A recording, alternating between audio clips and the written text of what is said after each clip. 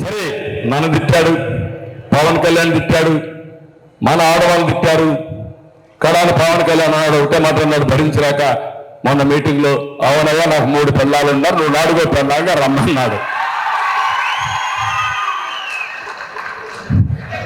దాంతో వీళ్ళు పీక్కుంటున్నారు, ఏం చేయాలో అర్థం కాకుండా. ఇంకో పక్క మీరు అడుగుతున్నాను, ఇంకో చెల్లెలు షర్మిల పరిస్థితి ఏం తమ్ముళ్ళు ఆవిడ చూశారు.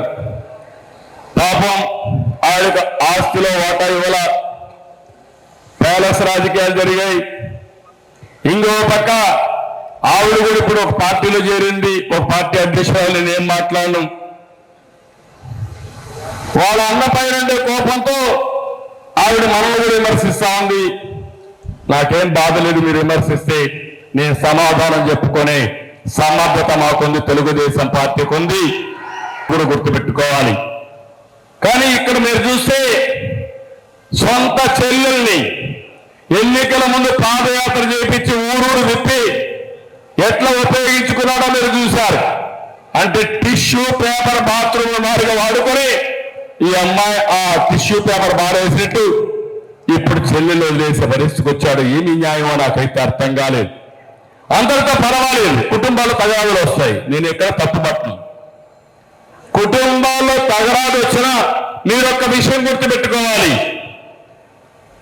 సోషల్ మీడియాలో ఆవిడ నీ పైన పోరాడుతుందని ఆమె పుట్టిక పైన కూడా నీచంగా మాట్లాడాడు. నీ సోదరి, నీ తల్లి, ఒక తల్లి ఒక మగబిడ్డనే ఒక ఆడబిడ్డను ఇచ్చేస్తే నీ సొంత చెల్లి ఎక్కడ ఆవిడ పుట్టుకను కూడా నీచంగా చిత్రీకరిస్తా ఉంటే నీ తల్లికి అవమానం కాదా? నీ కన్న తల్లికి అవమానం కాదా? కనీసం ఖండం చేశారా మీరు? ఒకటి అడుగుతున్నా, ఇప్పటికైనా చెప్పమని. ఓ కిల్డ్ బాబాయ్, ఓ కిల్డ్ బాబాయ్, ఓ కిల్డ్ బాబాయ్. నేను అడగలా, మొన్న నేను అడిగా, నిన్న ఆయన కూతురు అడిగింది, అవునా కాదా? నీ సోదరి ఒక మాట అడిగింది,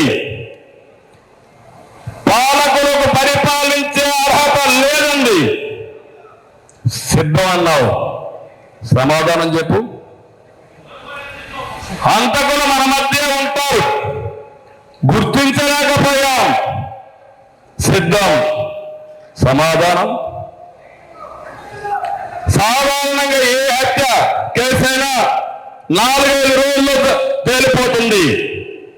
మరి వివేక హత్య ఎందుకు 5 ఏళ్ళు తేలలేదని అడిగింది, సిద్ధం, సమాధానం.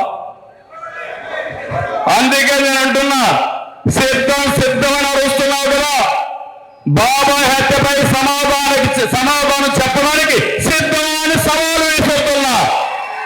సమాధానం చెప్పాలా లేదా?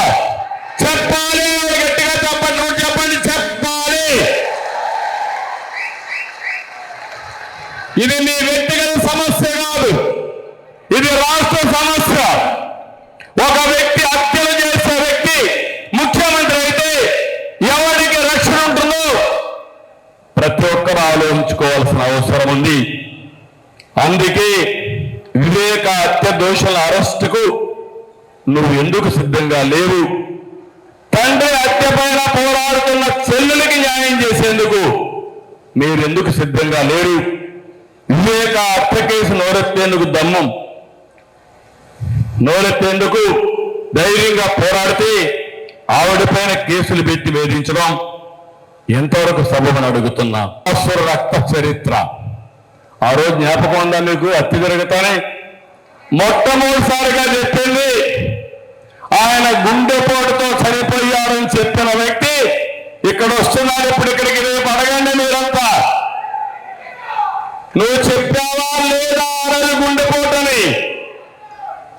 అది గొడ్డలి పోటని తేలింది, గుండెపోటని ఎట్ట చెప్పావు అంటే ముందుగానే ఆ కుట్రలో ఈయన కూడా భాగస్వామి అని ఈజీగా అర్థమయ్యే పరిస్థితికి వచ్చింది.